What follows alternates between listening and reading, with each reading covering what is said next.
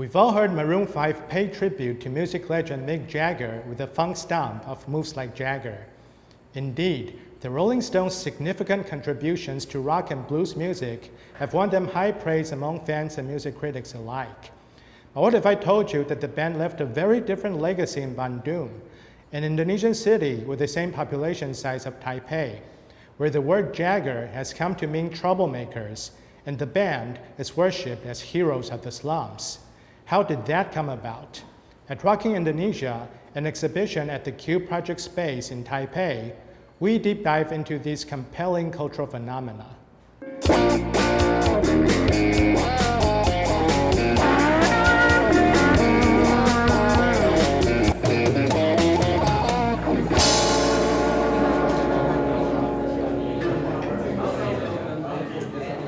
Why were people in Bandung so obsessed with the Rolling Stones? Yeah, I think this phenomenon is a long process of how people very obsessed to the Rolling Stones, and it's also proof the media effect or the media influence to the people, because from the 1960s to the 1980s we have several media, like for example the Actual magazine that very often to publish the article about the Rolling Stones.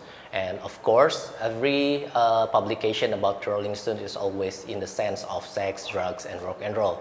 So it's become a new coolness, and it's become symbol if you want to be cool. So you should be listen to the Rolling Stones. When the 1960s generation started to know the Rolling Stones, they access or they consumed by people from the rich family, from the youth from the rich family. And they can buy vinyl from Singapore, mostly from Singapore, and then they started a band and something like that. But these rich people is very kind to share their music influences. Like for example, they created amateur radio, and some of them also copying their vinyl collection and re-record it into tapes. And then people who cannot access it before, right now they can listen to the Rolling Stone from the amateur radio and the pirated tapes. Yeah, it's illegal, but that's happened at that time. So it spread a lot through another media, because in the 80s we have like several radio that often to play like some rock song. Included the Rolling Stone. We have a radio called Young Generation Radio. The name of the radio is Young Generation Radio, and they have one program like special program to play the Rolling Stone song for 3 hours. Why is Western influence so strong in Bandung? Yeah, when I research for this exhibition, I also do research about the build of the city of Bandung.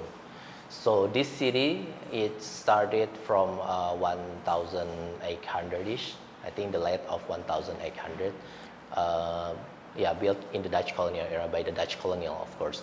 And at that time, the Dutch colonial situated the city as a tourist destination for the European among East Indies. East Indies is the name of Indonesia before its independence. In the stairway, I have the Bandung exhibition there to introduce people, to introduce the audience about my hometown. And I bought some brochure and some catalog about how the Dutch colonial in that era targeting Bandung as a tourist destination for European. And if we see some journal, some research about Bandung, Bandung become very, so Bandung have a lot of European population among other cities in East Indies at that time. So, and because of that aims of the Dutch colonial to build the city as a tourist destination, so the Dutch colonial built the cinema, built a shopping center in the 1920s, 1930s. And then they also have like invited some celebrity from Europe to advertise Bandung and something like that. So I think the city is a very cosmopolitan from day one. Like for example, they invited some people from China to open the market, and also invited some Arabs. So a lot of people already gathered in Bandung since 1920s. So the idea of cosmopolitanism and maybe globalism is already happened in the city. And beside that, the Dutch colonial also built like some educational center. Like the first university in this, I think, started from Bandung.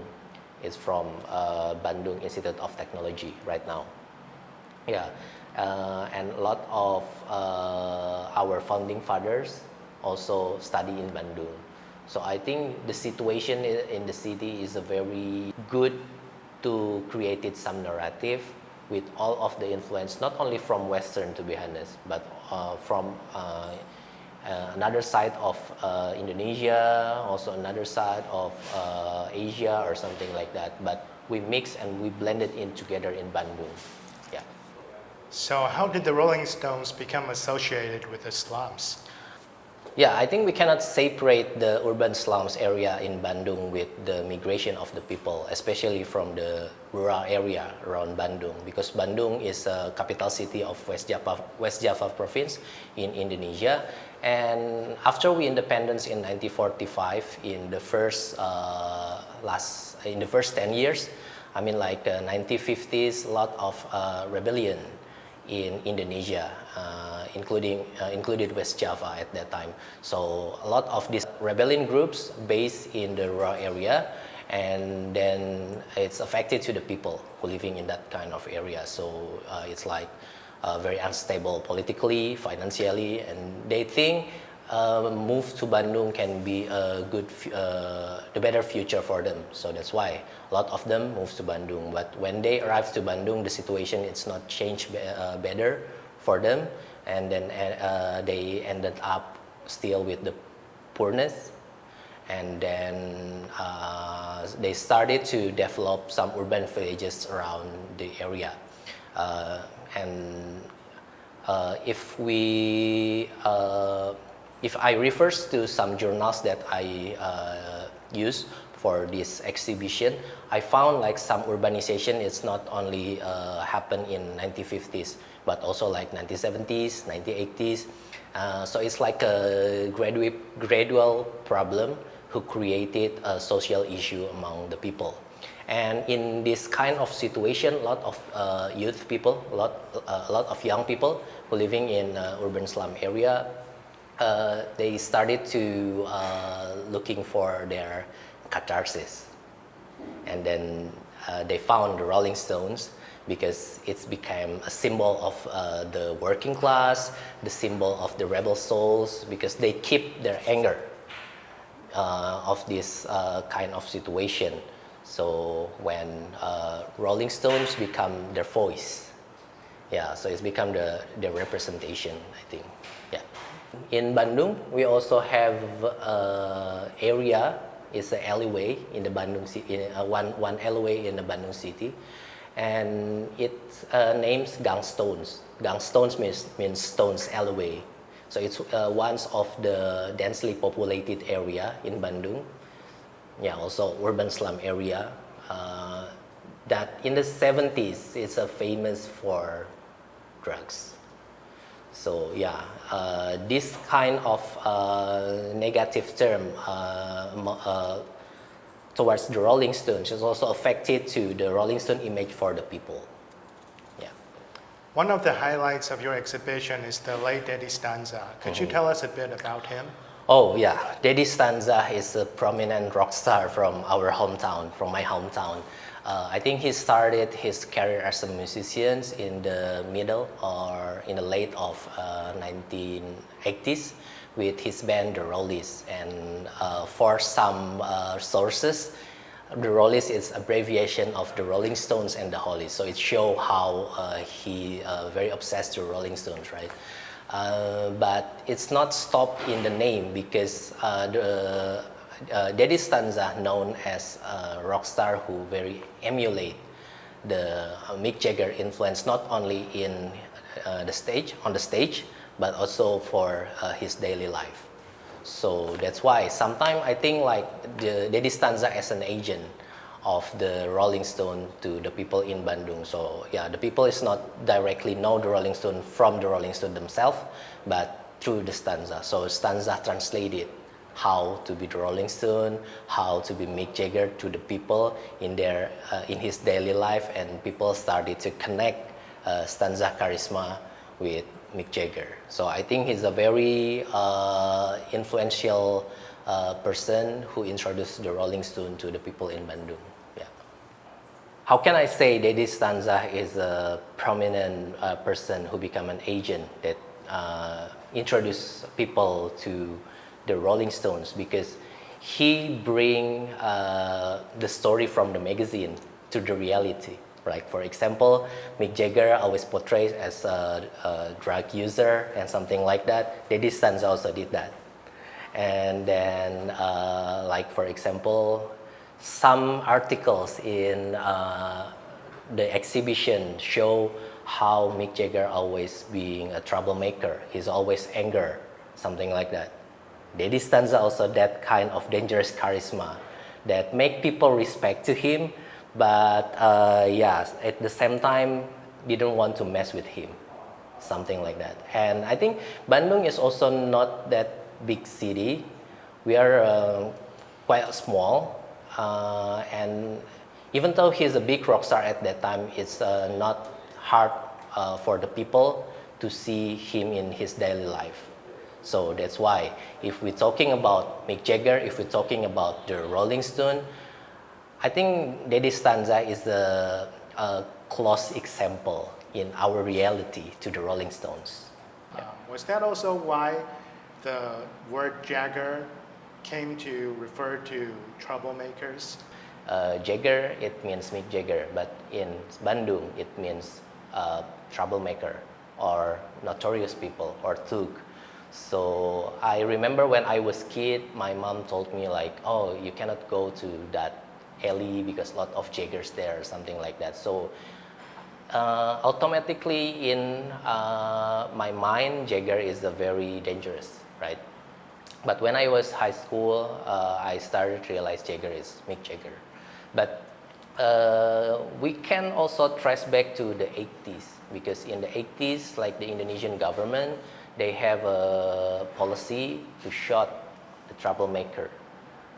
And sometimes the media at that time titled the news like Jagger in this area shot by the police. So it became the language, the new language of the people, the new language of the society. And it become more stigma to the people who dub as Jagger. Like for example, drunk issue, like the alcohol issue. It's also happened to a lot of people who living in urban slum area, I think until now. So people very easy to stigmating people who do like that as he's a Jagger. But we are not guarantee he listened to the Rolling Stones, right? So it's become adjective. It's become a noun to dub people who have no future as a Jagger, like homeless Jagger, a drunken Jagger. Were the bands in Bandung also influenced by the hype around the Rolling Stones, and how did that affect their music? We have a lot of the local band that covering the Rolling Stone. They have, I think almost all of them never recorded of their song and never have their own original song. So they just known by the people as the Rolling Stone cover band. But until right now, they still exist. I have one guitar, and in that guitar, I put like a lot of stickers of the Rolling Stones local band. So I think it expressed how people, especially from the 70s and 80s, very influenced by the Rolling Stone. And also, if we trace to the works of some bands in the 70s, there are some bands who took or maybe stole some hook from the Rolling Stone song. Like for example, Super Kid.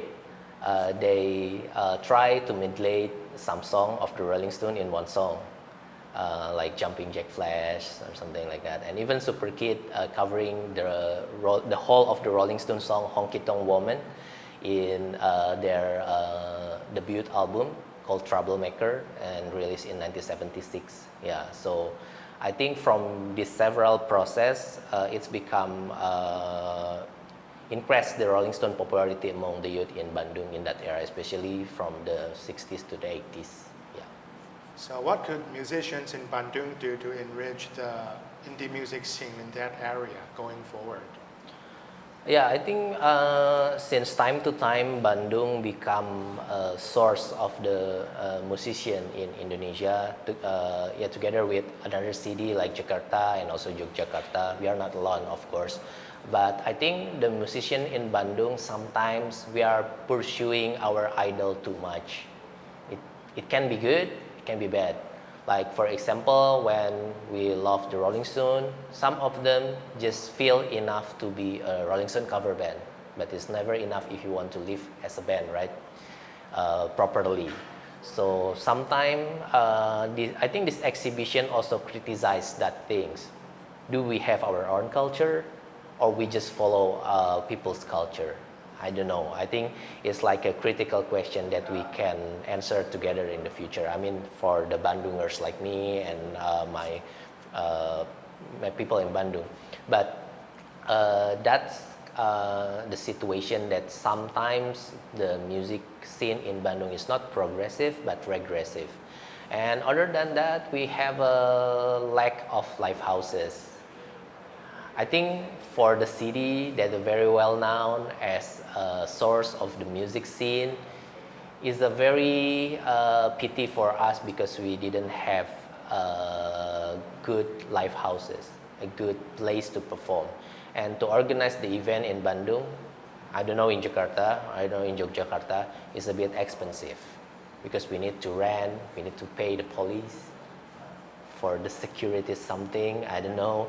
And it's happened since, that's happened when I in the college, like 2010, 2008, until now. So I think we will need to make our own ecosystem more better, and then also the government need to support us. Yeah. To fully grasp just how influential the Stones were in Bandung, we spoke with music archiver Alvin. Alvin, you put together a compilation of Indonesian songs that's featured at the exhibition. Could you tell us the significance of these tracks? At the end of the 60s, the British band, the Rolling Stones, received a lot of attention at that time. When many people in Indonesia were bored with the big name of the Beatles, and many young people turned to Jagger and his friends. So many big names, the musicians in Indonesia, are very inspired by the Rolling Stones at that time. So this mixtape is a portrait of the Stones' impact on Indonesian musicians from the 60s to 80s, and a record of how the Stones were able to change the map of Indonesian rock music in the future. Even for some people in Indonesia, Stones reside in their blood and life.